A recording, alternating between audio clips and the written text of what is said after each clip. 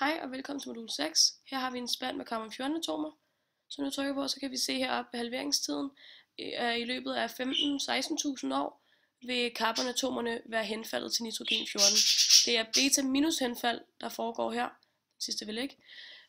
Det er beta-minus henfald, der foregår her, og det vil sige, at der er overskud af neutroner i carbonkernen, og derfor vil en af neutronerne omdanne sig spontant til en proton, og der vil blive udsendt en elektron fra kernen. Og det vil så sige, at den henfalder til nitrogen 14. Massetallet er ikke ændret, men det er protontallet. Før var det 6, nu er det 7, altså nitrogen.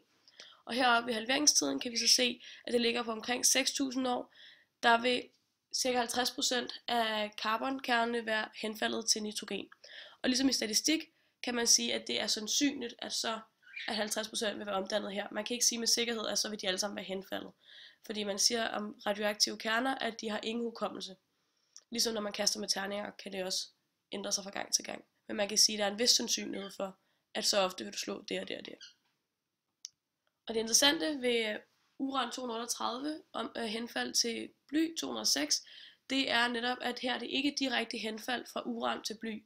Der skal mange henfald til, før at vi rammer den stabile blykerne 206. Og det her det er en af de 3 radioaktive henfaldsserier, som stadig findes i naturen, som kaldes uran-radium-serien. Den netop begynder med uran 238 og slutter med en stabil blykerne 206. Og det er en serie på cirka 13 henfald, før vi når til bly.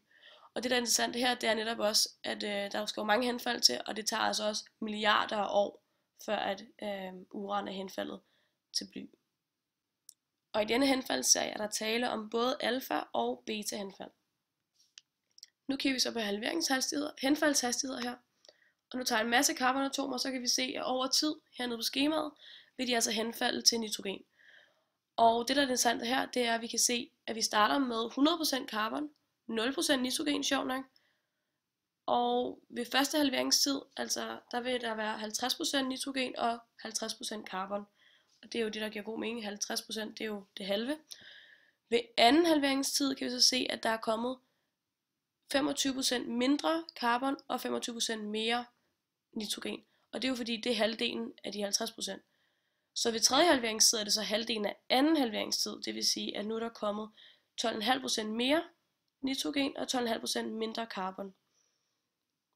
Og der går altså i løbet af 20.000 år cirka, før at carbon vil være henfaldet til nitrogen. Vi kan se, at den er stadig ikke helt sket. Igen, husk på, at radioaktive kerner ingen hukommelse har. Jeg har lige snydt lidt og har allerede plantet træet, og det er i gang med at dø nu.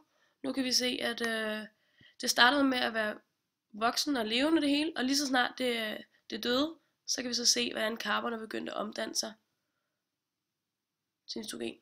Og det går i løbet af 1000 år. Ligesom de andre 2 skemaer, vi så før, så det er altså en anden måde at opstille det med henfaldshastigheder og halveringstider på, som vi har set før. Og det er altså en eksponentiel vækst. Det vil sige, at grundtallet A, det er mindre end 1.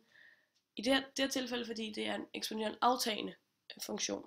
Og det samme vil egentlig ske med, hvis vi lavede vulkanen og med stenen. Det vil bare over være milliarder år igen, ligesom vi så i de 2 andre eksempler.